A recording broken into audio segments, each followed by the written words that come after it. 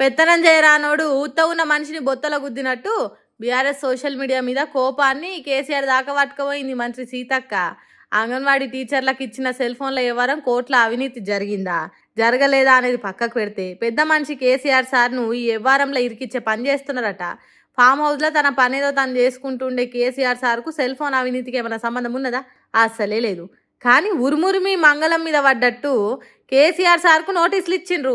అడ్డగోలుగా అబద్ధాలు ప్రచారం చేస్తున్నారు. సెల్ ఫోన్ ఇవ్వడానికి సీతక్కకి ఎటువంటి సంబంధం లేదు. ఆయన బట్టగాల్సి మీదేస్తున్నారు కాబట్టి కేసు పెట్టినామంటారు.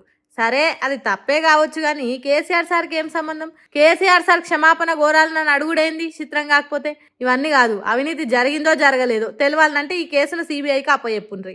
వాళ్ళే అన్ని తేలుస్తారు. కేసులు పెట్టుడు, నోటీసులు పంపుడు, క్షమాపణ కోరుడు అనేటి ఎందుకు అని అంటున్నాడు బీఆర్ఎస్ పార్టీ లీడర్ మన్నే క్రిషాంక్. మేము అనేది ఏంటంటే ఇదే కేసు అదేదో సిబిఐ దగ్గర పెట్టండి.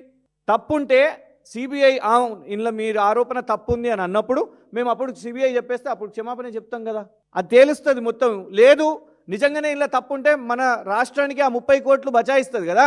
ఇదే 30 కోట్లతోనే అంగన్వాడీ టీచర్లకు వాళ్ళ జీతాలు లేకపోతే ఇంకేదన్నా వాళ్ళ వెల్ఫేర్ కోసమో, లేదు చాలామంది ఓవర్సీస్ ఫెలోషిప్ ఎస్సీ ఎస్టీ బీసీలు ఓవర్సీస్ ఫెలోషిప్ మాకు బకాయిలు ఉన్నాయంటే ఇదే 30 కోట్లు వాటికి లాభం అవుతాయి కదా. మీరు మీ రాష్ట్ర ప్రభుత్వాన్ని కేసేసే బదులు ఇదే కేసు సిబిఐకి వేయండి, పూర్తిగా తేటతెల్లమవుతుంది. మీరు లీగల్ నోటీసులు కేసీఆర్ గారికి పంపే బదులు సింపుల్గా ఇందులో క్లీన్గా రావాలంటే సిబిఐ విచారణ కోరండి. అయిపోయి ఒక్క దెబ్బతోని చాలా పిట్టలు చచ్చిపోతాయి కదా. సిబిఐ అన్నిటికీ మందు కదా. పుండో కాడుంటే మందో కాడ పెట్టినట్టు సెల్ ఫోన్లు కొనుట్లో అవినీతి జరిగిందంటే కేసీఆర్ సార్కు నోటీసులు ఇచ్చుడైంది.